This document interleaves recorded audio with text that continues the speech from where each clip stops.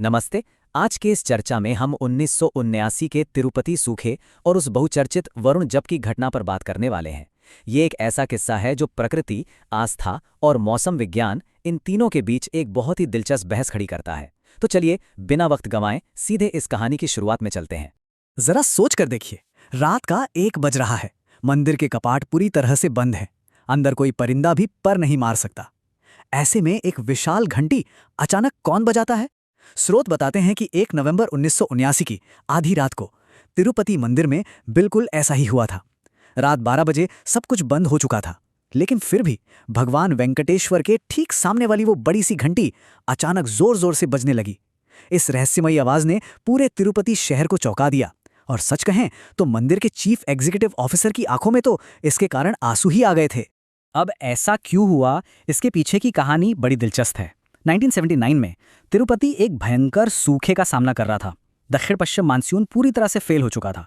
जो गोगर्भम जलाशय था, जो वहां पानी का मुख्य स्रोत था, वो लगभग सूख गया था। मौसम विभाग ने भी साफ कह दिया था कि बारिश की कोई संभावना नहीं है। हालात इतने बेकाबू थे कि लग रहा था इतिहास में पहली बार पानी की कमी की वजह से मंदिर को अनिश्चित काल के लिए बंद ही करना पड़ जाएगा। जाहिर है, जब ऐसा कोई जल संकट आता है तो एक भारी सामाजिक तनाव भी पैदा होता है। एक तरफ वो हताश मंदिर अधिकारी और श्रद्धालु थे जो बस यही प्रार्थना कर रहे थे कि मंदिर बंद ना हो, और दूसरी तरफ आलोचक थे जो इस बेबस मंदिर ट्रस्ट का खुलकर मजाक उड़ा रहे थे। उनका सीधा सा तर्क था कि भाई, जो देवता अपने ही मंदिर में पानी नहीं ला सकता, वो भक्तों का क्या भला करेगा। श्रद्धालुओं को अंधविश्वासी कहा जाने लगा और दोनों पक्षों के बीच एक जबरदस्त वैचारिक टकराव शुरू हो गया था। खैर, इस भारी तनाव के बीच एक समाधान निकल कर आया।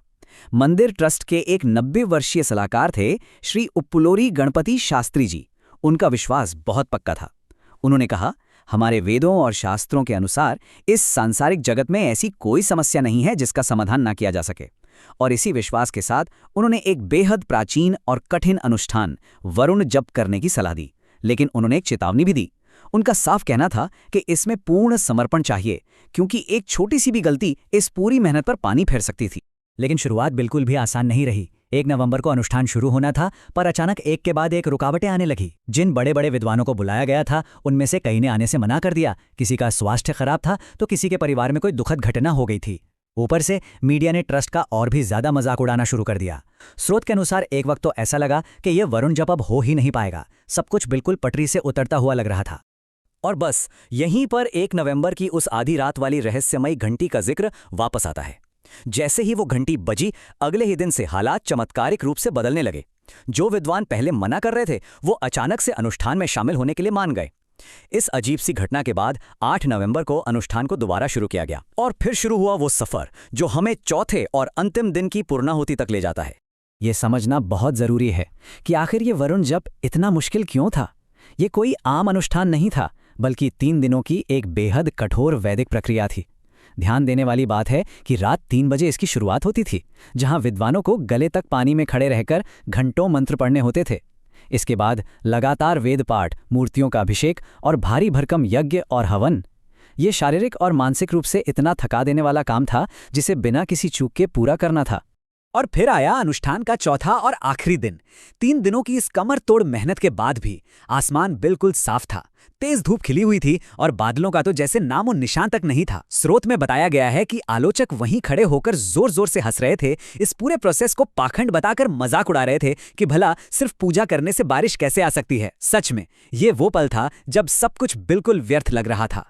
लेकिन इसके बाद जो हुआ वो इस पूरी कहानी का सबसे हैरान करने वाला हिस्सा है। एकदम से पानी की कुछ बूंदें मंदिर के सीईओ के माथे पर गिरीं। पहले तो लगा शायद पसीना होगा, लेकिन तभी आसमान में अचानक से घने काले बादल छा गए। जोर जोर से बिजलियां कड़कने लगीं और देखते ही देखते बिना किसी पूर्व चेतावनी के मूसलाधार बारिश शुरू हो गई। बारिश इतनी तेज थी कि सबको सिर से पैर तक भीगते हुए भगवान की मूर्तियों को लेकर वापस मंदिर की तरफ दौड़ लगानी पड़ी। और ये कोई सामान्य बारिश नहीं थी। इस घटना की सबसे अजीब बात इसका बेहद सीमित होना था।